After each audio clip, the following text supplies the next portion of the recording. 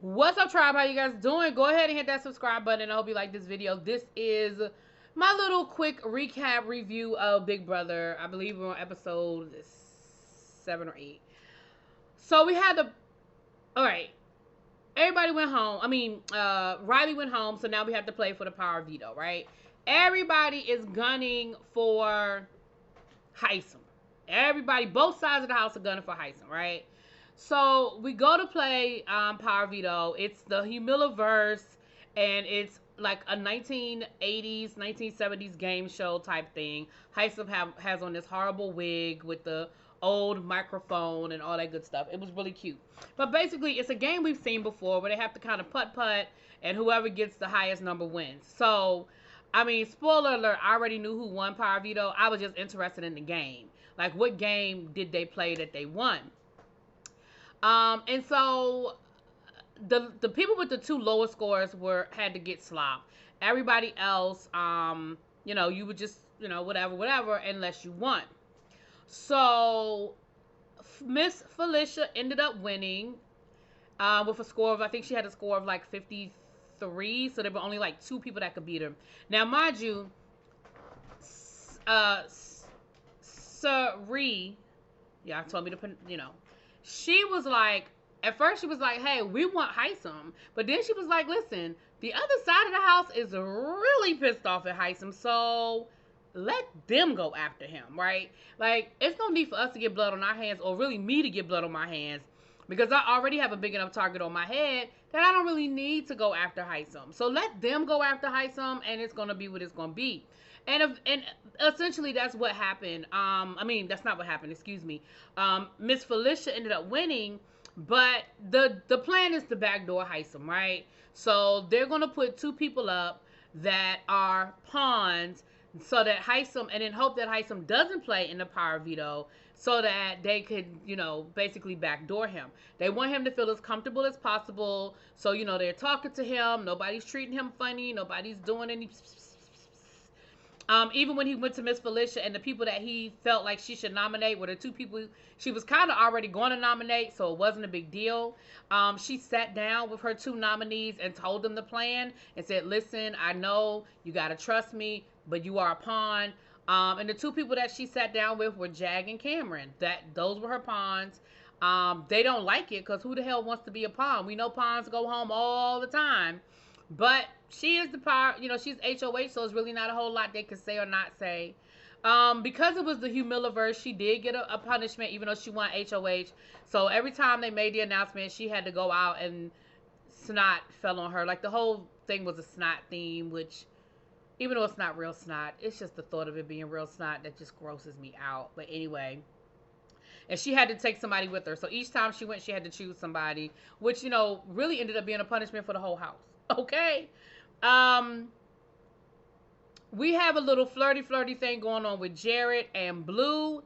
Now listen, y'all know I don't get too much into the feeds, but baby, Jared is pissing people off, okay? There were some comments made that Jared made about, I'm just going to give y'all this quick little 1-2.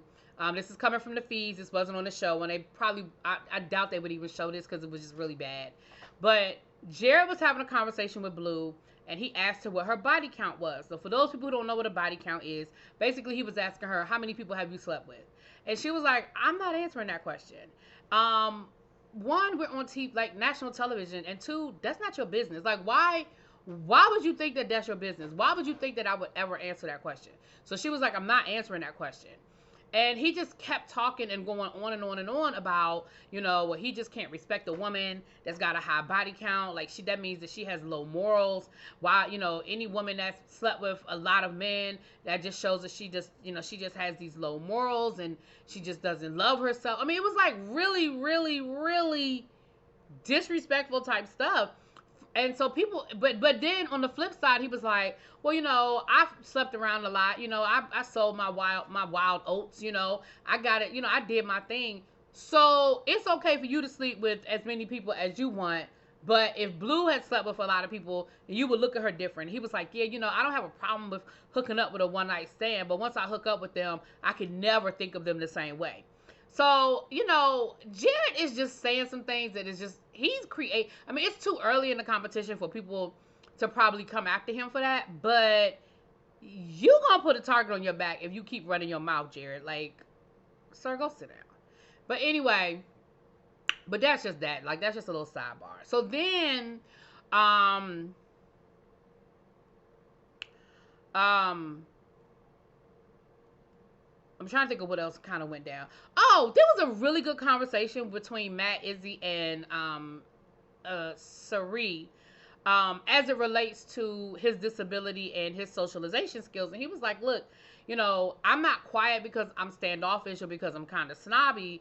I'm standoffish because I kind of have to read the room, literally. You know, he said, I don't do well in big groups. I get lost in the conversation because I read lips and people are talking fast and I'm looking at one person and then somebody else is talking and then, you know, I lose the conversation. I don't catch the whole thing. He said, I do really good in small settings when it's one or two people, but when there are larger groups, it's just really, really hard for me. And, you know, Sari was like, you know what? That I needed that conversation because that definitely gave me some insight that I did not know. You know, I did not know that that was a problem. And so that definitely gave me some insight. That definitely helped me understand some stuff that I maybe did not know. And so I think it was a good conversation because I think people did sort of pull an impression of Matt that wasn't necessarily accurate. So anyway, we get to the nominations, child. They made Miss Felicia go out and get snotted on right before she gave her nomination. So now she's sitting there doing her nomination soaking wet with these damn goggles on her head. I said, y'all know y'all ain't ish, okay? But Miss Felicia, you could have took them goggles off. You could have wiped your face. You could have done a little something, okay? I felt like you were like, if they gonna do it to me, then they just gonna have to do it to me, right? But she absolutely nominated Jag and Cameron. Here's my concern. I've watched enough Big Brother to know that people are all gung-ho and emotional right after an elimination. And as the week goes on, a lot of conversations are had, a lot of things can happen, and people change their mind. So until we get to Thursday night and Heisem is on the block because he was the replacement nominee and the rest of the house still wants to send him home, I am not comfortable. I think it's a great plan. You know, the fact that Heisem has pissed off both sides of the house and nobody really gets blood on their hands because even if it happens on Felicia's watch, nobody's mad that Heisem went home because he's pretty much alienated most of the house. Maybe not every single person, but most of the house. And so with that being said, it's a cute plan, but until it's executed, I'm just kind of sitting back waiting to see what happens. Anyway, let me know what you guys think. I'll talk to y'all later. Peace.